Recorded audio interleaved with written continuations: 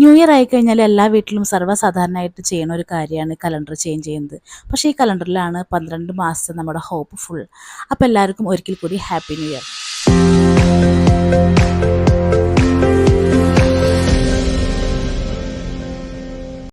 New year വിചാരിച്ച പോലെയൊന്നും ഞങ്ങൾക്ക് celebrate ചെയ്യാൻ പറ്റിയില്ല. അന്ന് രാത്രി ഞങ്ങളെല്ലാവരും നല്ല സുഖമായിട്ട് കിടന്നുറങ്ങി, ലേറ്റായിട്ട് എഴുന്നേറ്റു. അപ്പോൾ വിചാരിച്ചു വീടൊക്കെ ഒന്ന് നീറ്റാക്കി ക്ലീൻ ചെയ്ത് നമുക്കൊരു പുതിയ വർഷം തുടങ്ങല്ലേ, അപ്പോൾ അതിൻ്റെ ഭാഗമായിട്ട് ഒന്ന് മേക്ക് ഓവർ ചെയ്തെടുക്കാമെന്ന്. ഗ്രാൻഡ് മേക്ക് ഓവർ എന്നല്ല, എന്നാലും അവിടെ എവിടെയും കിടക്കുന്ന പൊടിയൊക്കെ തട്ടി വീട് നീറ്റാക്കുന്നു. ഞാനും പ്രവീയും പ്രാണനെ സ്കൂളിലും പറഞ്ഞയച്ചില്ല. ഞങ്ങൾ മൊത്തത്തിലൊരു ക്ലീനിങ് സെക്ഷനിലേക്ക് മാറിയിട്ടോ. ഇതിൻ്റെ ഇടയ്ക്കിൽ പ്രാണയ്ക്ക് വിശക്കുന്നു എന്നൊക്കെ പറഞ്ഞപ്പോൾ അവൾ എന്നൊരു റെസിപ്പി പറഞ്ഞു, കിവിയിൽ എനിക്ക് മിൽക്ക് മെയ്ഡ് ഒഴിച്ചിട്ട് തന്നാൽ മതിയെന്ന്. അപ്പം ഞാൻ വിചാരിച്ചു എന്നാൽ ആയിക്കോട്ടെ, അങ്ങനെ ഗ്രാൻഡായിട്ട് ഈ സംഭവം ചെയ്യാമെന്ന് വെച്ചിട്ട് കയ്യിൽ നിന്ന് പളി മൊത്തത്തിലങ്ങ് മിൽക്ക് മെയ്ഡ് അതിലേക്ക് ചിരിഞ്ഞു പോയി. പ്രാണയാണ് ഈ ഒരു റെസിപ്പി പറഞ്ഞു തന്നു കേട്ടോ. ടേസ്റ്റ് ഉണ്ടാവും അമ്മ എന്ന് പറഞ്ഞിട്ട് ചെയ്തതാണ്. പക്ഷെ അവൾ പറഞ്ഞു കുഴപ്പമില്ല, നല്ല രസമുണ്ടെന്ന് പറഞ്ഞിട്ട് അവൾ പോയി. അങ്ങനെ ഒരു 5-6 പീസ് അവൾ കഴിച്ചു, ബാക്കി എനിക്ക് മതി എന്ന് പറഞ്ഞിട്ട് പ്രവീയും കഴിച്ചു. പ്രവീയും പറഞ്ഞു വലിയ കുഴപ്പമൊന്നുമില്ല എന്ന് പറഞ്ഞു. എനിക്ക് തരാൻ നോക്കി, ഞാൻ കഴിക്കില്ല ഈ വക എന്താ പറയുക പാലിൻ്റെ ഉൽപ്പന്നങ്ങളൊന്നും. അങ്ങനെ ഞങ്ങളുടെ നീണ്ട നേരത്തെ പരിശ്രമത്തിൻ്റെ ഒടുവിൽ ഒരു വിധത്തിൽ സെറ്റാക്കി എടുത്തു റൂമും പിന്നെ ഹാളൊക്കെ. ന്യൂ ഇയർ മോർണിംഗോ കയ്യിൽ നിന്ന് പോയി. അപ്പം ഞങ്ങൾ വിചാരിച്ചു അന്നത്തെ നൈറ്റ് ഒന്ന് പുറത്ത് പോയി ചില്ല് ചെയ്യാമെന്ന്. അപ്പോൾ അതിൻ്റെ ഭാഗമായിട്ട് റെഡിയായി ഞങ്ങൾ പുറത്ത് പോകാൻ കേട്ടോ.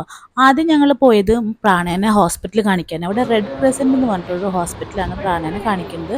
അവിടെ ഫാത്തിമ ഡോക്ടർ അടിപൊളി പീഡിയാട്രിഷ്യനാണ് കേട്ടോ. ഞാൻ കുറേ ഡോക്ടേഴ്സിനെ കാണിച്ചിട്ടുണ്ട്, പക്ഷേ ഭയങ്കര കംഫർട്ടബിളാണ് പ്രാണ ഈ ഒരു ഡോക്ടറെ അടുത്ത്. അപ്പോൾ അതെല്ലാം കഴിഞ്ഞു ഞങ്ങൾ നേരെ സ്മാർട്ട് ബസാറിൽ പോയി. ഇവിടെ എന്തൊക്കെയോ ഓഫർ ഉണ്ടെന്ന് പറഞ്ഞിരുന്നു. അപ്പോൾ ന്യൂ ഇയർ ആയിട്ട് കുറച്ച് സാധനങ്ങളൊക്കെ മേടിക്കാൻ മനസ്സിലുണ്ട്. അപ്പോൾ അതൊക്കെ കിട്ടുമോ നോക്കാൻ വേണ്ടിയിട്ട് പോയി. പിന്നെ പ്രാണ ആദ്യം പോയി തന്നെ എന്താ പറയുക ചോക്ലേറ്റ് സെക്ഷനിലാണ്. അവിടെ നിന്നൊരു എനിക്കതിൻ്റെ പേരറിയില്ല, ഒരു ചോക്ലേറ്റ് ബോക്സ് എടുത്തിട്ട് അതിൽ നിന്ന് ഓരോ മിഠായി തിന്നുകൊണ്ട് നടന്നിട്ട് പിന്നെ നേരെ പോയത് അവളുടെ സ്വന്തം ടെഡി ബിയറും അതുപോലെ തന്നെ ഒരുപാട് ടോയ്സൊക്കെ ഉള്ള ഒരു ഏരിയ ഉണ്ട്. കുറേ സമയമായി നോക്കുന്നു എന്താ മേടിക്കേണ്ടത് എന്നുള്ള കൺഫ്യൂഷനിൽ. അങ്ങനെ കൺഫ്യൂഷൻ തീർക്കാണ്ട് ഇവർ രണ്ടുപേരും പിന്നെ അതെന്താ പറയുക, നീ ഇതെടുക്കൂ, എനിക്കിത് വേണ്ട, എന്നാൽ നീ അതെടുക്കണ്ട, അങ്ങനെയുള്ള ഫുൾ ചർച്ചയാണ് പപ്പയും മോളും. ഇവരെ ചർച്ച തീരാണ്ടായിട്ട് ഞാനിങ്ങനെ കുറേ സമയം നോക്കി നിൽക്കുന്നത്, ഇതിലേത് അവൾ എടുക്കാമെന്നറിയില്ല. അങ്ങനെ ഇവരുടെ നീണ്ട നേരത്തെ ചർച്ചയ്ക്ക് ശേഷം പ്രാണ ആ സെക്ഷനിൽ പോയിട്ട് എന്തോ ഒരു സംഭവം എടുത്തിട്ട് വരുന്നത്, എന്തോ വാട്ടർ ഡിസ്പെൻസറോ അങ്ങനെ എന്തോ. ഇതുപോലെ യൂട്യൂബ് ചാനലിൽ ആരുടെയൊക്കെയോ കണ്ടിട്ടാണ് ഇത് വേണമെന്ന് പറഞ്ഞ് നിൽക്കുന്നത്. എന്താ ഇതിൻ്റെ ഉപയോഗം എന്നൊന്നും എനിക്കറിയില്ല. ഇത് അവൾ എക്സ്പ്ലെയിൻ ചെയ്ത് കൊടുക്കുന്നുണ്ടായിരുന്നു പ്രവിക്ക്. അത് കഴിഞ്ഞ് തിരിച്ച് വരുന്ന സമയത്ത് എന്തോ ഒരു ബോൾ കണ്ടായിരുന്നു. അപ്പോൾ അതും എടുത്ത് അപ്പോൾ അതും അലോ ചെയ്തു. അങ്ങനെ ഇതൊക്കെ എടുത്തിട്ടാണ് പ്രാണയുടെ ന്യൂ ഇയർ സ്റ്റാർട്ട് ചെയ്യുന്നത് കേട്ടോ. അങ്ങനെ പ്രാണയുടെ പർച്ചേസിങ് കഴിഞ്ഞു. അപ്പം ഞാനും ചെറിയ രീതിയിലൊരു പർച്ചേസിങ് നടത്തിയായിരുന്നു. അതും കഴിഞ്ഞിട്ട് ഞങ്ങൾ നേരെ ഫുഡ് കഴിക്കാനായിട്ട് പോകുന്നത് സീഷെലിൻ്റെ ഒരു റെസ്റ്റോറൻറ്റിലാണ് കേട്ടോ.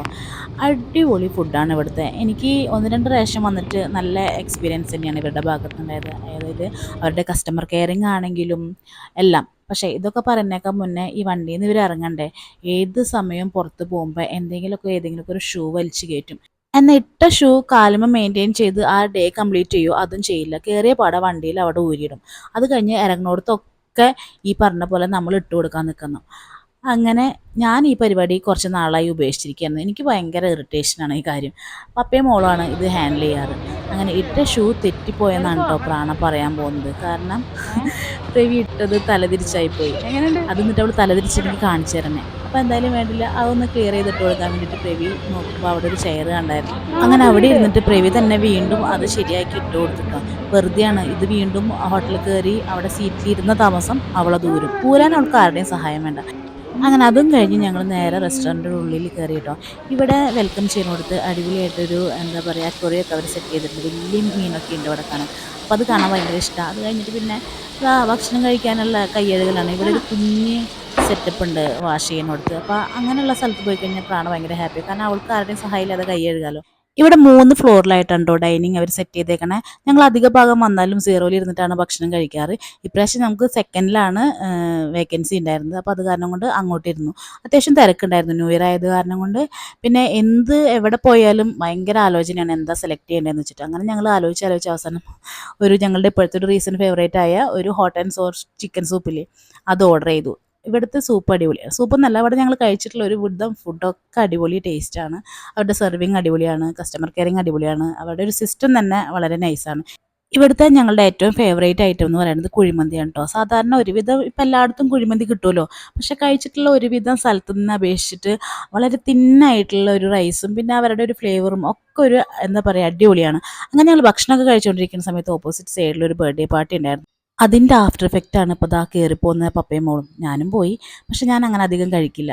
ഇവിടെ ഇവള് ട്രൈ ചെയ്തത് നമ്മുടെ മിൽക്ക് കേക്ക് ഇല്ലേ, അഹാന ഫേമസ് ആക്കിയിട്ടുള്ള ഒരു മിൽക്ക് കേക്ക് ഇല്ലേ, ഞാനിവിടെ കണ്ടപ്പോൾ ഇവർക്ക് മേടിച്ചു കൊടുത്തു. എന്താ മേടിച്ചു കൊടുക്കാൻ മീൻസ് സജസ്റ്റ് ചെയ്തായിരുന്നു കഴിച്ചു നോക്കുന്നു പറഞ്ഞിട്ട്. പക്ഷേ പ്രാണ കേക്ക് കഴിക്കും, കേക്ക് ലവർ തന്നെയാണ്. പ്രവീം അങ്ങനെ തന്നെയാണ്. പക്ഷേ പ്രവീം പ്രാണയും പറയുന്നത് വെച്ചാൽ അടിപൊളി ടേസ്റ്റായിരുന്നു. എന്താ പറയുക, അവർ കഴിച്ച കേക്കിൽ ഒരു വെറൈറ്റി ടേസ്റ്റാണ്, ഒരു സോഫ്റ്റ് ടേസ്റ്റാന്നൊക്കെ. അങ്ങനെ ഈ ഒരു ടേസ്റ്റിൻ്റെ കൂടെ ഞങ്ങളുടെ ന്യൂ ഇയർ ഇവിടെ തുടങ്ങുക.